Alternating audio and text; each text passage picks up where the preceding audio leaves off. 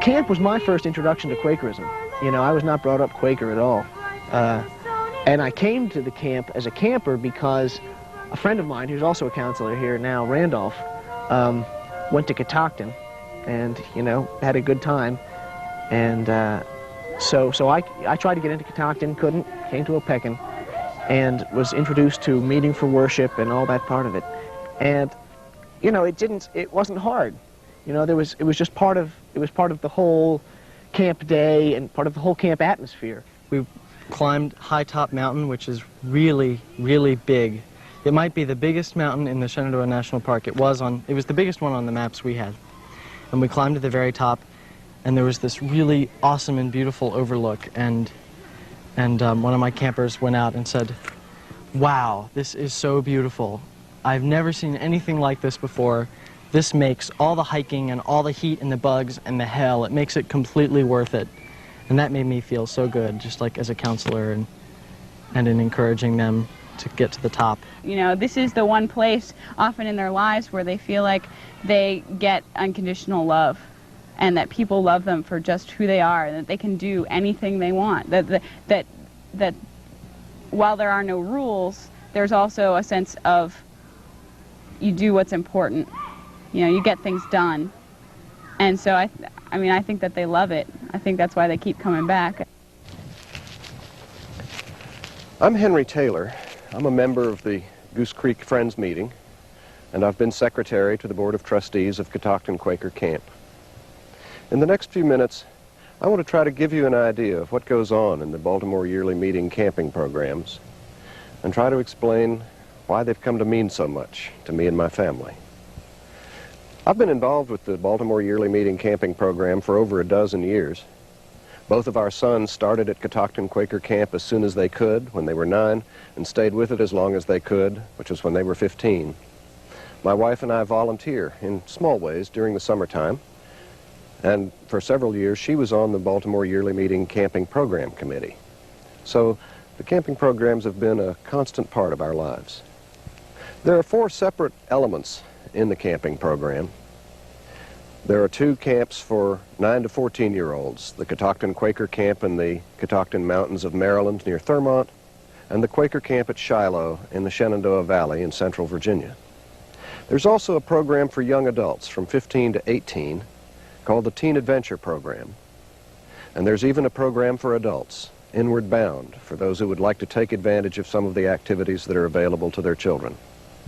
The camps all share a common philosophy and goal, which is to give people a chance to live in a true Quaker community where everyone is loved and accepted unconditionally, and where people can challenge themselves and grow in an outdoor environment. Interaction with the outdoors is an important element of the camping program. The younger campers spend 3 days at a time on the trail, canoeing, backpacking, rock climbing, caving, and as they get older, they spend increasing amounts of time on the trail and less time in camp. The teen adventurers spend the entire 3 weeks of that program on the trail, although the trail might include the site of a monthly meeting where they stop for several days to give their muscle and their skill to a service project. The best people to talk about the camping program are the ones who live in it and make it what it is. So this summer we talked to several staff members and counselors.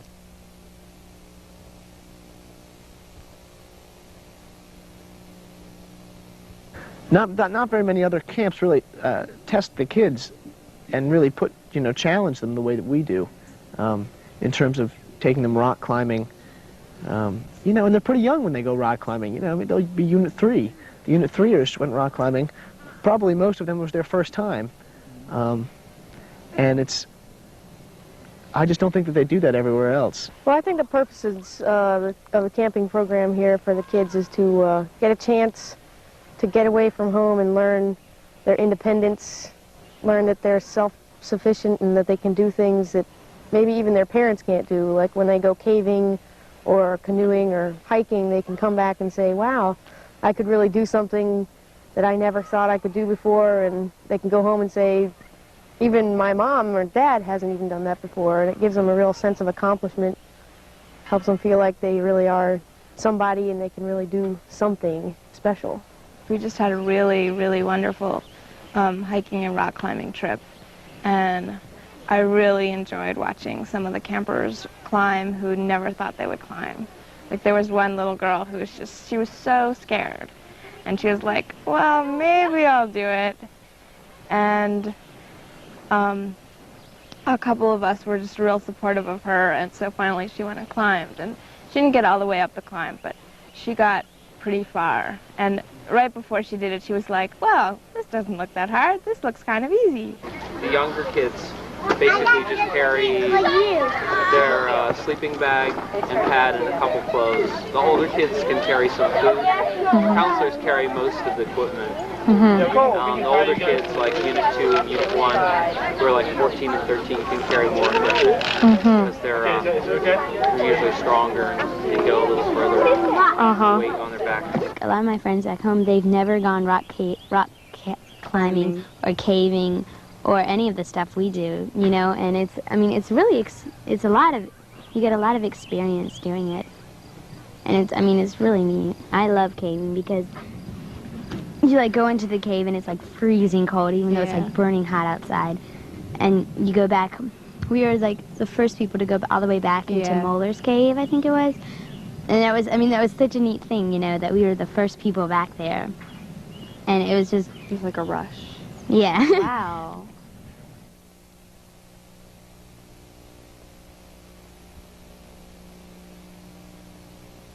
It's important that they learn how to care for the environment and that they get like real contact with it, so that it's not some like theoretical idea, you know, take care of the earth, you know. I mean, this is when you're walking and, you know, sleeping on the earth. It's a change of perspective that I think is really important. If we really want to teach children to take care of the planet, we have to show them the ways in which the earth takes care of them. And this place is an incredible place for that. There's a whole array of wild foods that come ripe starting in June with wild strawberries, and then there are canopy height wild cherry trees that we saw a bear climbed up in the top of the tree eating cherries, and then next come black raspberries and wineberries and blackberries and pawpaws, and then in the fall there'll be persimmons, and there's so much abundance here, and so that's part of it, teaching people to be comfortable and connected with nature. That by getting used to being outdoors and being on trips and sleeping out in cabins in the woods, that they don't feel like anything that's not covered over with concrete is a hostile environment, and that they can see the beauty in grass and trees and rocks. To parents, sometimes it seems extremely rustic, but the kids get over that extremely quickly, I think, and they really enjoy it. And I kind of enjoyed it after my first year last year. It was like sleeping out in a tarp. I never thought that I would enjoy it, but it makes me feel more trusting of my surroundings and more capable to kind of like, hey, you're out in the woods and the bugs really aren't going to get you. In camp, the days are taken up with a variety of activities. After breakfast at 8 and cleanup and a short meeting for worship, it's time for unit activity. On a typical day, the campers can choose among sports, crafts, nature exploration, drama, and anything else the staff might be inspired to undertake. Songwriting maybe, or a back rub, or seeing what might be found in the creek. Later in the day, there's usually a general swim. After dinner, there's an evening activity that the entire camp can be involved in, skits maybe, or singing. Chores, such as setting up for meals, or doing dishes, or cleaning the bathhouses, are done by work crews. Groups of campers of a range of ages, with 2 or 3 counselors heading up each crew. So each camper, down to the youngest one, has some responsibility for how the camp runs, for its day-to-day operations.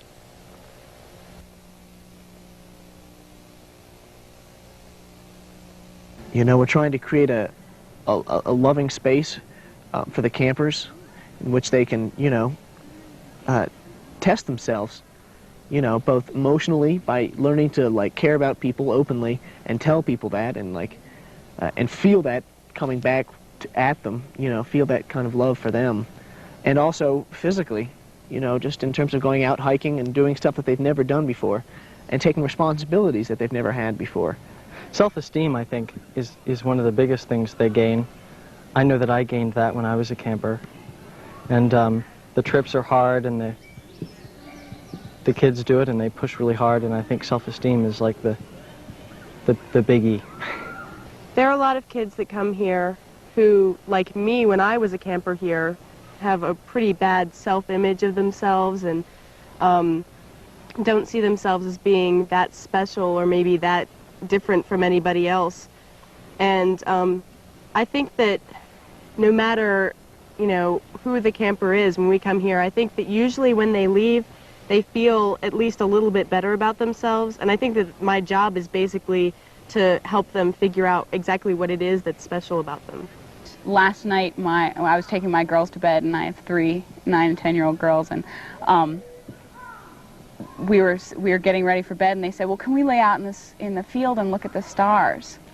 And I said, "Sure." And so we went and laid out in the field by our cabin, and I had one on each shoulder, you know, a head on each shoulder, and the other one laying next to me, and we looked up at the stars and talked about the most, you know, amazing things about how far it is from, you know, one star to another, and why some stars are brighter than others, and how exciting it is that there's that much space between us and anywhere else, and all of this stuff. And we talked about spaceships, and we talked about airplanes, and all of this stuff, and we talked about the other kids in our unit, because, you know, we've got the youngest, and there's a lot of difficult stuff going on. You know, 9 and 10-year-olds are not an easy lot, and we talked about that, and they were very honest about how they felt about the way that people were acting, and at the same time, you know, were honest with themselves about how much they could really expect from people, you know, people who have things like ADD and ADHD, who have behavioral imbalances, you know, chemical imbalances that cause behavioral things, and they had just so much patience with that. And it was just a wonderful conversation, and then I sang them a lullaby and put them to bed, and it was wonderful. It just gave me such a high. That's why I come to camp, you know, to make connections with kids like that. Every day at camp, meeting is held for 20 minutes. On Sunday, it lasts for 45 minutes. This is a central part of the camping experience because, as in any other friends meetings, the diversity of individual ways of thinking and seeking come together in mutual forbearance and love in hopes of hearing not only each other, but the promptings of the Spirit.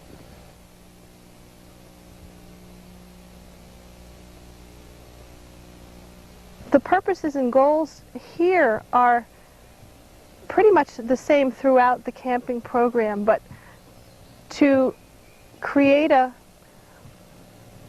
practice or an ongoing chance to experience what it is to live in a Quaker community, to have people experience unconditional love, and to experience the chance to take growth-producing personal risks in a supported atmosphere. I hope the calmness and the joy that they can get out of being with each other is something that they can carry with them into their lives when they go home, into their school lives, and they can seek out friends who are going to treat them well, and they're going to treat other people well. One of the most important things is that they realize that this is a Quaker camp, and it's not just we go to Quaker meeting, and it's not just, you know, we do that on Sunday, that it's alive in the camp as a whole, and in the spirit of how we run the camp. And I think that rubs off on campers a lot, is the fact that it's not like a religious thing that we do at a specific time. It's the whole life of the camp is the Quaker aspect. I hope that they get to a point where they appreciate the need for silence in their lives. They appreciate the need for worship on a daily basis. You know, that you need to take time out to quiet yourself down every day. The most important thing that I've seen in Hillary is in her history class this year, they're talking about the Civil War, the Revolutionary War, and all of the other wars in between. And she's asking very serious questions about why are things in history solved by war. And I think that camp was a very good place for her to begin to learn to live in a world of peace.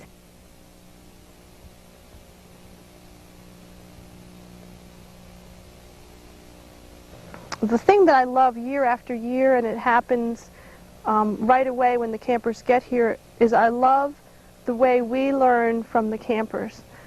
When I open a meeting for worship by asking a question, and then during the next 10 or 15 minutes, however long meeting is, the children chime in with their answers to that question, we learn so much. They are changed. They're calmer, and they have a lot of stories. They don't end. The stories go on, and they always cry to leave camp. They don't want to leave. They've been there for a month, and they have developed such close friendships with the people there. They don't want to leave. I think the greatest gift of the Camping Program Committee is the community experience that our children have, adults and children have, the way it's brought everyone together in the spirit of what living Quakerism is. Even if you don't have a kid at camp, and I don't at the moment, our children are now getting past the age of going to camp. If you go to yearly meeting and the campers come over and put on a program, you're reminded in a profound way of what it means to be a member of the Religious Society of Friends. These people working together to do something for somebody else. It's one of the ways in which we remind ourselves and the rest of the world who we are and what we stand for.